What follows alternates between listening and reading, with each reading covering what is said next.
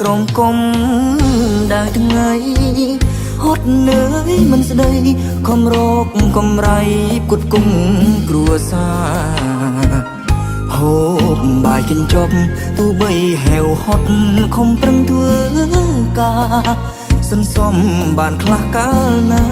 ទុកទិញអាហារឆ្ងាញ់ផ្ញើអ្នកផ្ទះ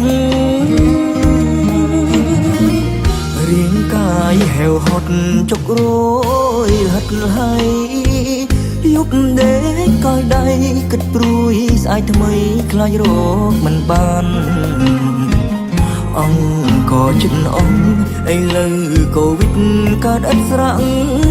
ស្រាងពីបាចិត្តស្ទើរធ្លាយប្រាណសង្ឃឹមឆាប់បានផុតទុក្ខគ្រានេះ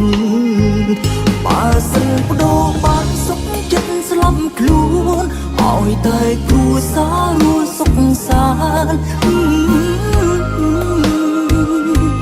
ស៊ូធ្លាក់ញឹងទ្រាំហត់ទ្រាំឃ្លានសូមឲ្យតែអ្នកទាំងគ្រប់គ្នាអូឆ្អែតទួងត្រូវលុបភ្នែកក៏ហ៊ានដើម្បីគ្រួសារអត្តន័យបទនេះមិនទាន់អស់ឡើយធំធេងពេកហើយការលះបង់ចំពោះគ្រួសារទោះមាសពេញថ្លៃតែមិនអាចប្រៀបផ្ទឹមឡើយណាគ្រប់យ៉ាងព្រោះតែគ្រួសារទោះត្រូវបង់សង្ខារក៏ព្រម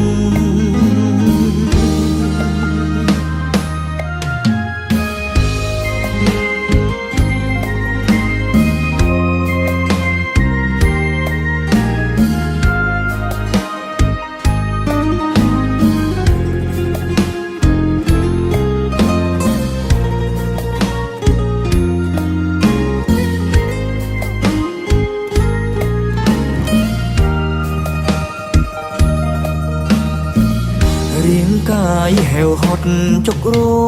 យហិតហើយយប់ដេកកោយដៃគិតព្រួយស្អែកថ្មីខ្លាចរកមិនបានអង្គក៏ចិត្តអងឥឡូវកូវីដកើតឥតស្រាំង